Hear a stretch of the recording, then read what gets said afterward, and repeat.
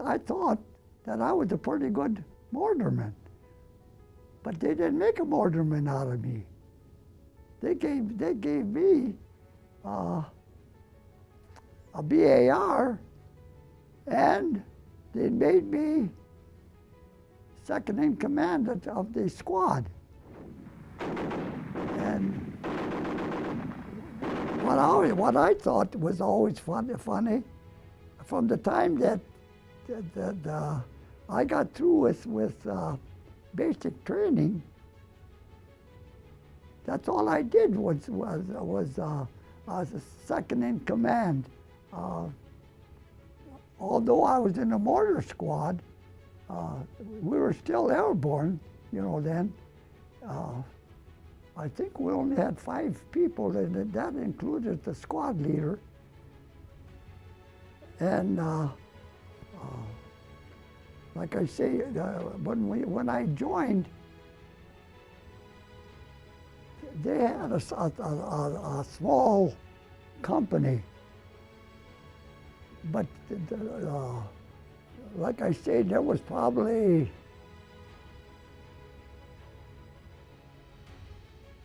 2 or 3 guys that I had to fill in for each squad, through 3 companies. So like I say, it took quite a few men. I'll tell you, that's one thing. As a soldier, you just do it. It's your life. So mostly, you just take a crack at it, move around, yeah. We did see some laying there, yeah.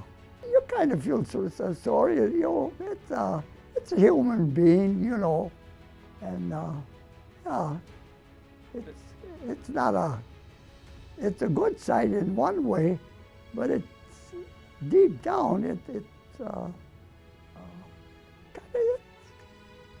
rests with you, yeah. I can remember one time where we bivouacked, and I think this fellow was the radio man for the captain or something, and so he slept near a tree. And he told us he must have had some feeling, because he told about 5 of us guys. He says, if anything ever happens to me, he says, notify my mother, And he gave us her name and all that. And by God, if they didn't send over a bomb and that bomb hit that tree, killed the guy. We bivouacked on this near this farmer did, and so the next morning we had to take a crap. And well, where can we go take a crap? Well, there's a manure pile right over there. Why can't you go over there? So I think there was about 5 of us guys here. We were all squat down, going. We should come here, but a beautiful gal with a wheelbarrow full of crap, and she right beside us and up there.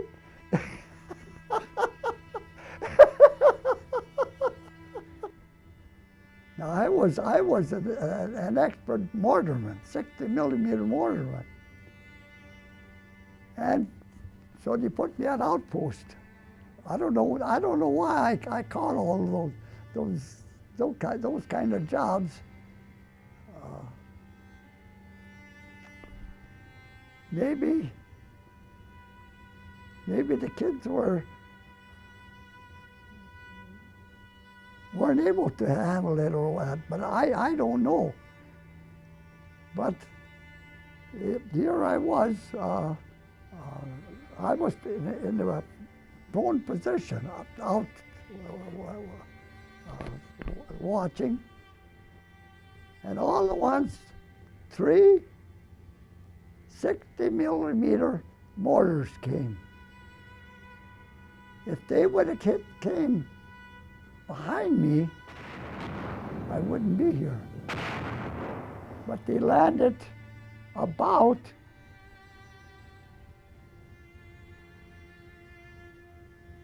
I don't believe it was as far as that wall away from me. But when the shell hits down, which way does it go?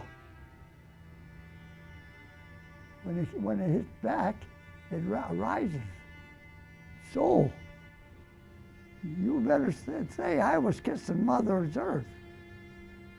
And they 3 shells they shot over that. And all of a sudden, I guess it was the sergeant of that squad come running to me. Are you all right? Are you all right? I says, what the hell is going on? I says, who you got over there?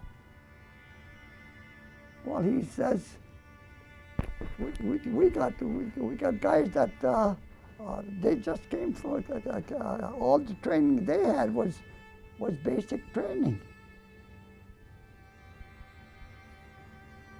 I says, then what the hell am I doing here? They didn't do anything about it. Now, why wouldn't they change that right on the spot? I can't remember if I had an M1 for that, because if you're out on an outpost, you don't need a BAR. M1 will do. Yeah, and well, like I say, I had to stand on this ammunition box.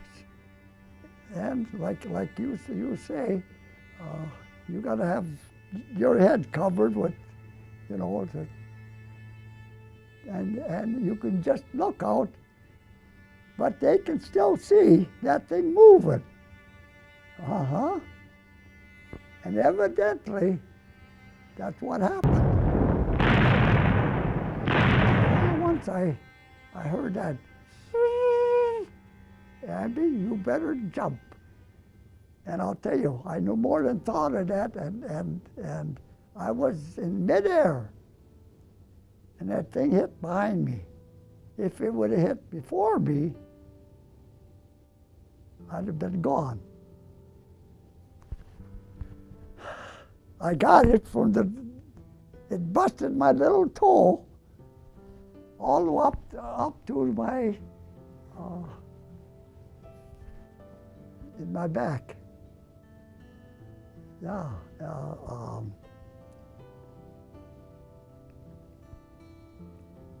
And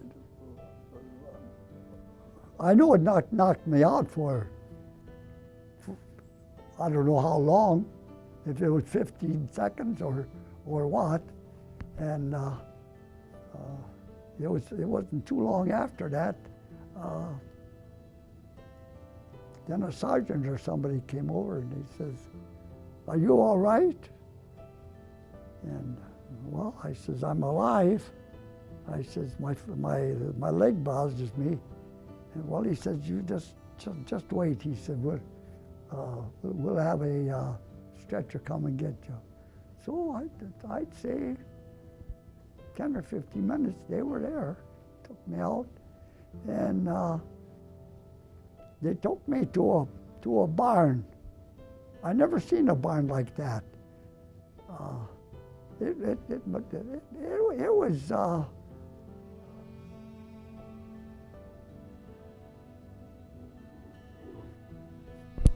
the regular size of a barn, but it was more or less built out of metal. The whole barn. There was no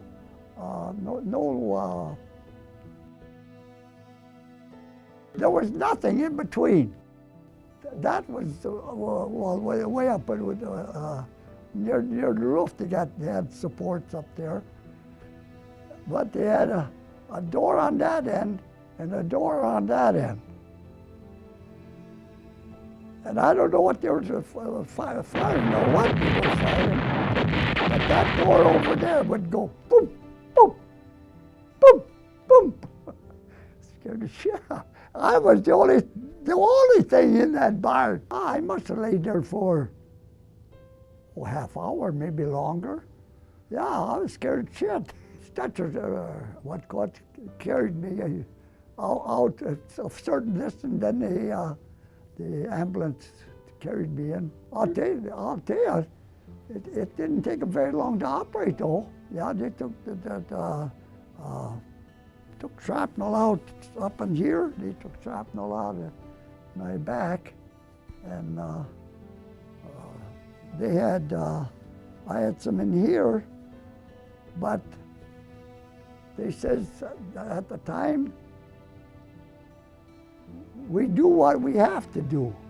The little stuff, we don't sweat it. And in fact, I just had it taken out January 15th. The doctor says so. Two nurses that was assisting him. Now, he says, you got something to talk about. Have you ever assisted a doctor that took out shrapnel 70 years after? Yeah, after they operated on me. Yeah, then I don't know. I ended up, I know in England, this nurse that I had that worked on me, she was either a great tennis player at that time or a golfer. I can't remember what she was. When I walked in, and here she had her name on, I looked at her. I said, you aren't the pro, are you? And her first name was Babe.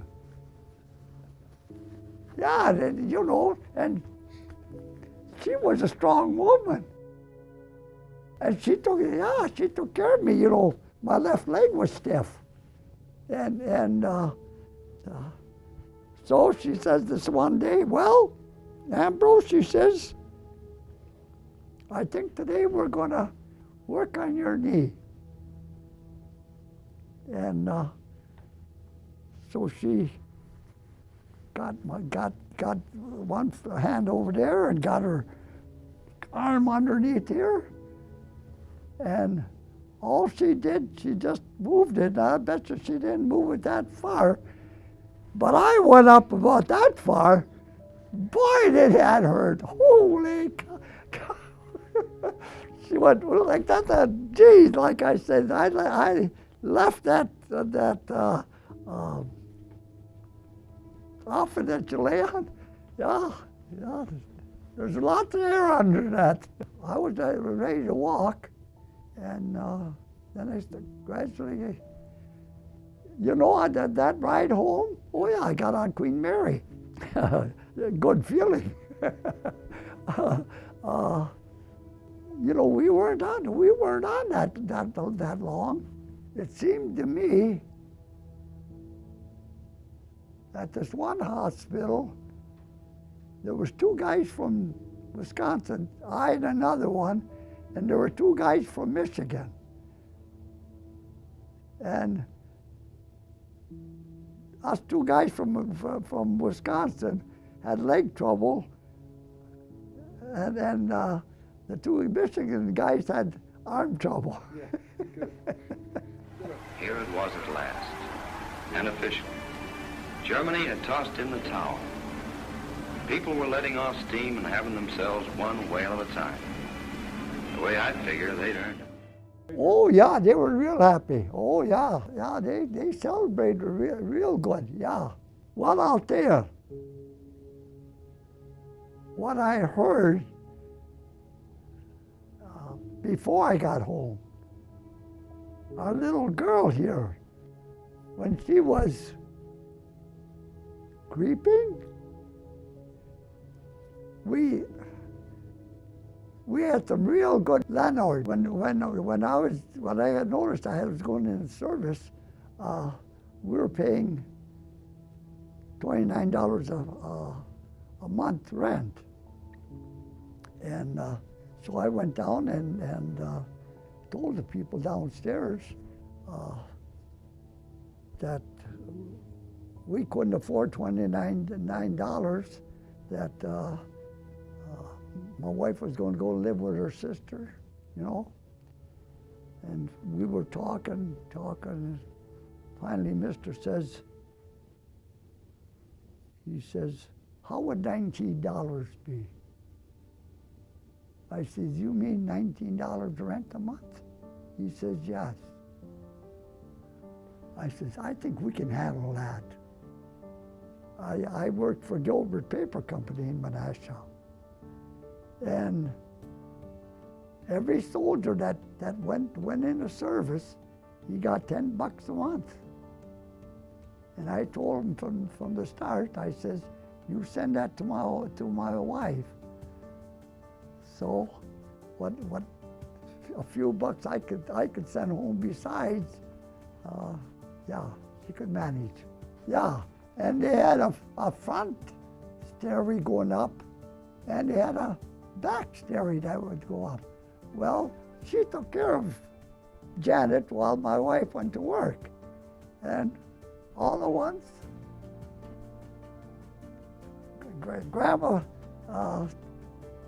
heard some funny noises, and she went and looked, and here Janet was creeping up the steps, and they had a little dog.